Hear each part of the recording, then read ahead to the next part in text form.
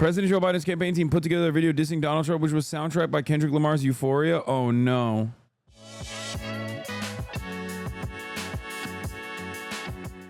We'll talk about Piers Morgan doing real journalism. We obviously have the Department of Justice investigating whether Elon Musk and Tesla committed securities or wire fraud by deceiving people about Tesla's self-driving capabilities. Obviously, this opens up a whole litany of different issues for Elon Musk, because if we did actually apply the standard to like every lie that Elon Musk is told, this is literally the only reason why his stock performs the way it does.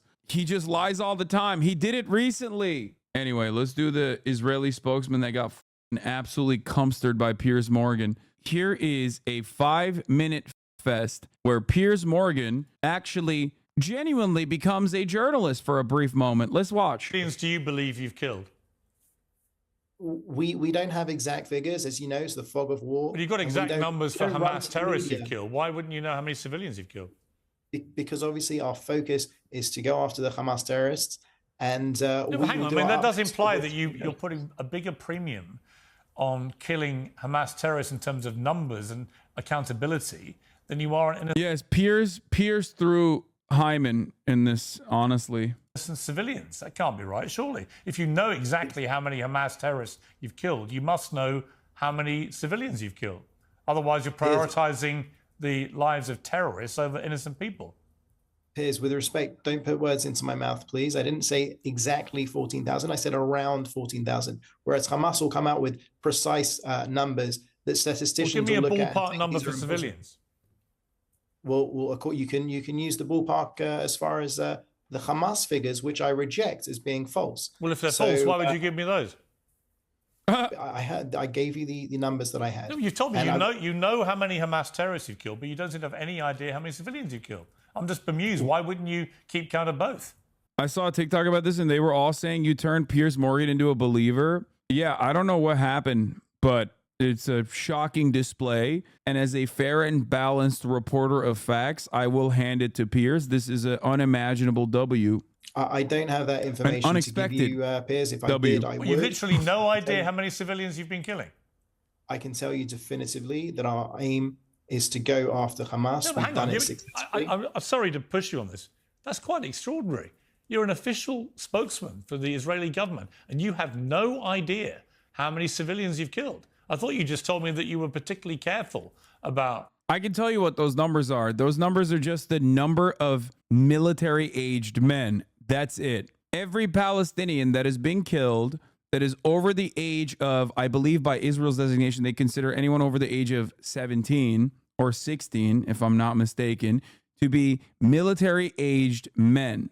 Not 18 plus. No, it's 16 plus, I think. They consider every single person that has been killed over the age of 18 that is male to be a Hamas militant. The cutoff is from 16 to, I think, like 65 or something. That's what that number is. Not killing civilians. But if you don't know how many you've killed, how can you say that with any certainty?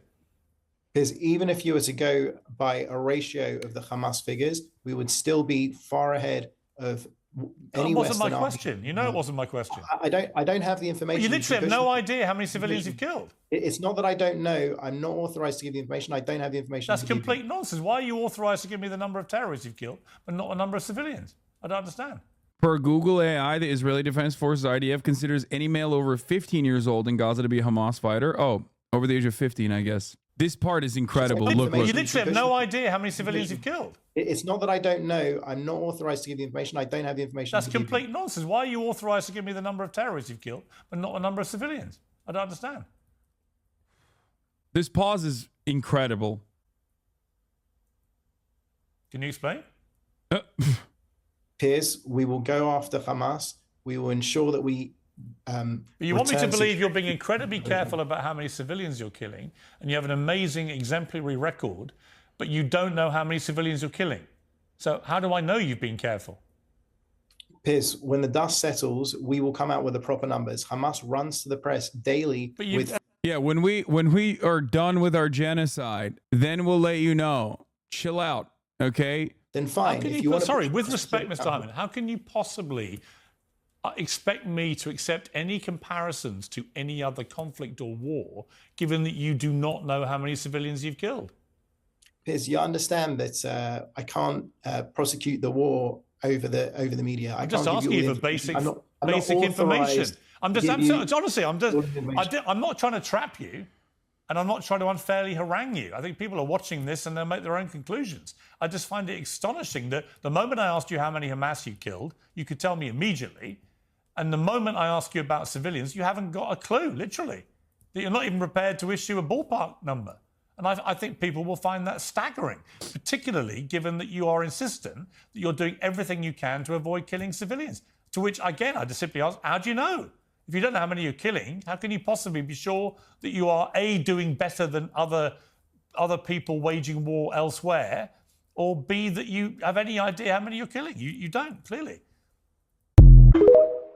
I feel bad for all the jobs. The work of the Israeli mouthpiece, the mouthpiece for the Israeli government and its ongoing genocide is a difficult one. That's why they keep cycling them out. Jonathan Konkunkrius is gone, even though he's like now doing it for the fun of it. Elon Levy was gone. Now they're cycling out that fat British guy, the Zionist Friends to Israel of the Labour Party guy. Seems like this is the new British dude. This is the new British demon. Obviously, for the record, do I think that Piers is genuine? Of course not. And I'm sure that tomorrow he will do some more unhinged shit, as always. I don't know if I want to cover this story. R.F.K. Jr. says doctors found a dead worm in his brain. I like that. I mean, it's just brain worms, which we knew already, as you guys also know. But it's funny to be like, there was a worm in my brain, a brain worm. The presidential candidates faced previously undisclosed health issues, including a parasite that he said ate a part of his brain. And apparently the worm starved. In 2010, Robert F. Kennedy was experiencing memory loss and mental fogginess so severe that a friend grew concerned he might have a brain tumor. Mr. Kennedy said he consulted several of the country's top neurologists, many of whom had either treated or spoken to his uncle before his death the previous year of brain cancer. Several doctors noticed a dark spot on the younger Mr. Kennedy's brain scans and concluded that he had a tumor. He said in 2012 deposition review by the New York Times, Mr. Kennedy was immediately scheduled for a procedure at Duke University Medical Center by the same surgeon who had operated on his uncle, he said. While packing for the trip, he said he received a call from a doctor in New York Presbyterian Hospital who had a different opinion. Mr. Kennedy, he believed, had a dead parasite in his head. The doctor believed that the abnormality seen on his scans was caused by a worm that got into my brain and ate a portion of it and then died. Now an independent presidential candidate, a 70-year-old Mr. Kennedy has portrayed his athleticism and relative youth as an advantage over the two oldest people to ever seek the White House.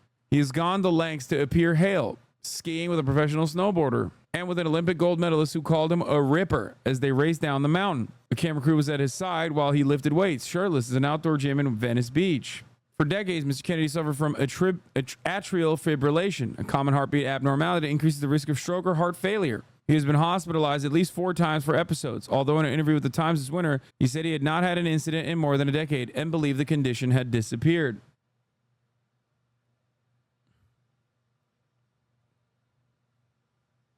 Yep. Wait, what? I offered to eat 5 more brainworms and still beat President Trump and President Biden in a debate? Wait, what? What is going on? Elon Musk parody. You should debate them on X Spaces with Tucker Carlson moderating. Robert F. Kennedy, I'm in. It was great to talk to you yesterday. Why is he talking to that Palestinian, the Palestinian Uncle Muhammad, Uncle Ahmed, John Aziz? Not the worst thing to be found in a Kennedy's head, I guess. I mean, better that than a bullet. Yeah, honestly, I guess like that's just how it works with the Kennedys. You know what I mean? About the same time he learned of the parasite, he said he was diagnosed with mercury poisoning, most likely from ingesting too much fish containing the dangerous heavy metal, which can cause serious neurological issues. I have cognitive problems, clearly, he said in a 2012 deposition. I have short-term memory loss. I have longer-term memory loss that affects me. All Kennedys are living on borrowed time, dude. I love that. Now we got 2 dementia patients and a dude with literal brain parasites. Those are our options, really? Can't wait to vote, man. Representative Mike Collins says you either die a Kennedy with a hole in the brain or live long enough to become a Kennedy with a hole in the brain. Jesus Christ. Bro, that's a representative. Like, what the are you allowed to say that? I mean, good one, but like, goddamn. I guess I'm just jealous that I didn't say it first, but still. All right. Actor Steven Seagal could face EU sanctions after attending the inauguration of Russian leader Vladimir Putin in Moscow. Why? Because he's swagged out. My goat. It's kind of fucked up that we lost him to Russia. Like we did not play our cards right. We did not cherish our national treasure. And look what happened. We lost him to Russia. This is the worst thing that Russia has done. Fun canceled. Everyone pack it up. President Joe Biden's campaign team put together a video dissing Donald Trump, which was soundtracked by Kendrick Lamar's Euphoria. Oh no. Also, breaking news, the Department of Justice is investigating whether Elon Musk and Tesla committed securities or wire fraud by deceiving people about Tesla's driving capabilities, Reuters reports. Except they lie about everything. So I feel like they should probably investigate them for every lie that Elon Musk has said in almost every single meeting with investors. Yeah, but lied to investors this time? Bro, what do you mean? He lies to investors at every meeting. Straight up.